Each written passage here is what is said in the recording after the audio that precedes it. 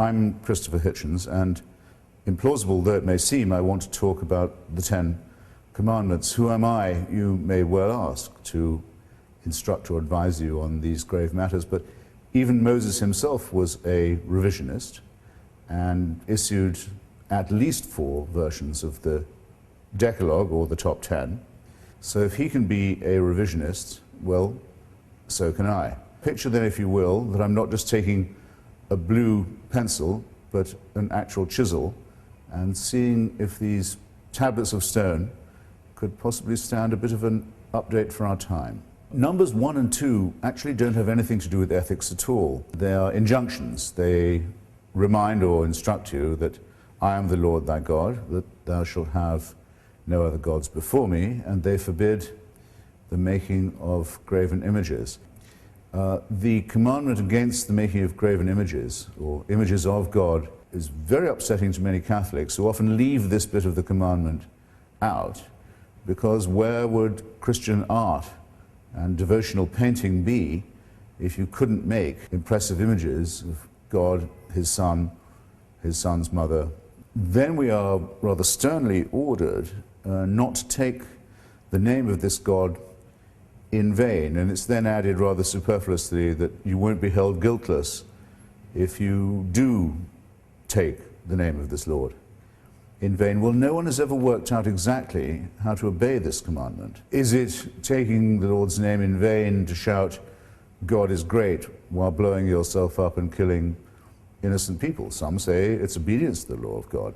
When I say God knows, I really mean I think that nobody knows. It's usually wise when promulgating eternal laws to be clear about what you mean. Remember the Sabbath day to keep it holy. The Christians who want this inscribed in courtrooms and in schoolrooms would end up taking Saturday off rather than Sunday, because this program of commandments is actually a program for the establishment of a fundamentalist Jewish state. Commandment number 5 enjoins that thou shalt honor thy father and thy mother, which seems reasonable enough. It's an interesting commandment because when given in full, it says that if you do so, you will have a longer tenure of the land that's been promised to you. It's one of the few commandments that comes with an inducement, if you will. It even seems to suggest that you should honor your father and mother because you expect a legacy from them. Number 6, thou shalt not kill. Almost immediately after the events at Sinai and the delivery of these instructions by God from the top of the mountain, Moses orders all his supporters to draw their swords and kill all their friends and brothers for their profanity. Number 7, thou shalt not commit adultery. The Turkish government, an Islamic party, recently tried to make this actual law in Turkey itself, but failed. It's difficult to see why this well-known offense should be classified with murder and theft and perjury. Usually the punishment for those who commit it is what you might call self-inflicted. Commandment number 8, thou shalt not steal. Very little to quarrel with here. We don't know of any society that has a commandment saying it's okay to steal, or a social custom that allows it. Then we arrive at a moment of comparatively rare nuance and sophistication. Thou shalt not bear false witness against thy neighbor. The idea of convicting someone who is innocent by bearing false testimony against them is and should be shocking to the entire human conscience. So this is not only one of the finest of the commandments, maybe the finest, but in its stress on the not and the false witness against, it shows a very rare and careful sense of the balance and scruple that's required for judgment and justice. The last of, at least this version of the Ten Commandments, is also sometimes famous by its number, number 10. It forbids the coveting of your neighbor's or thy neighbor's goods, these to include his ox, his ass, his wife. I think there may be 3 thinkable objections here. First and most obvious, it considers the female of the human species to be equivalent to the chattel. Second, by way of objection, it's the only commandment that punishes thought. Here you're not forbidden to do anything.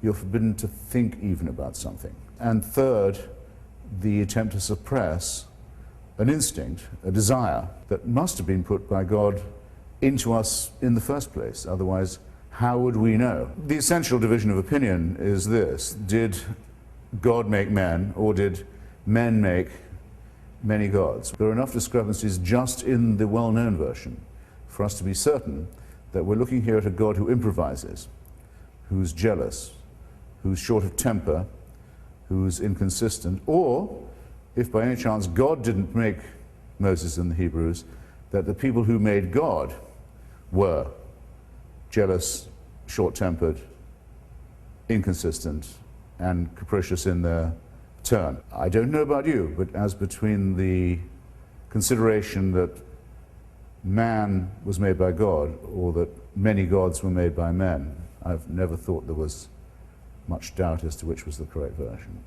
How might a Decalogue look if it was written for the 21st century? I never quite trust myself beginning a sentence by saying, "Thou shalt not," but let's see if we can adapt this famous question. Number one, do not condemn people on the basis of their ethnicity or their color.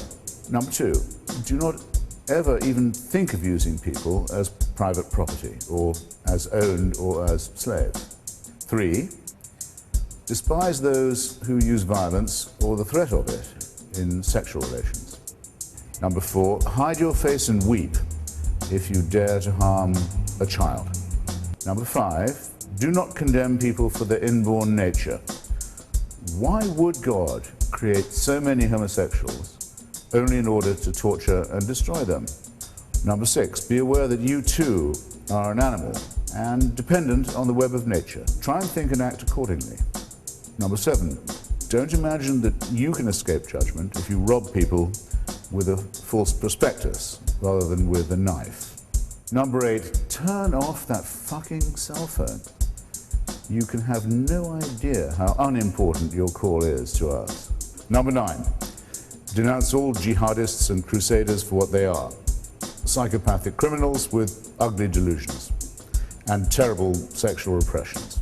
Number 10, be willing to renounce any God or any faith if any holy commandments should contradict any of the above. In short, don't swallow your moral code in tablet form.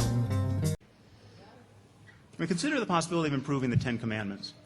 This may seem to be setting the bar kind of high, because this is the only part of the Bible, the only text that God felt the need to physically write himself and in stone. Consider the second commandment: thou shalt not erect any graven images. Is this really the second most important thing upon which to admonish all future generations of human beings? I mean, is this as good as it gets, ethically and spiritually? And you remember the Muslims who rioted by the hundreds of thousands over cartoons. What got them so riled up? Well, this is it, the second commandment. Now, was all that pious mayhem, the burning of embassies, the killing of nuns, was all of that some kind of great flowering of spiritual and ethical intelligence? Or was it egregious medieval stupidity?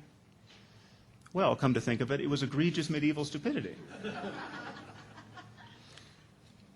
The truth is that almost any precept we would put in place of the second commandment would improve the wisdom of the Bible.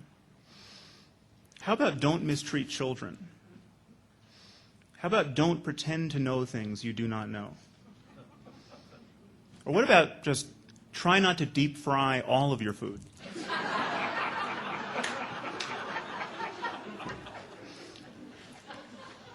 Could we live with the resulting proliferation of graven images? I think we would manage somehow.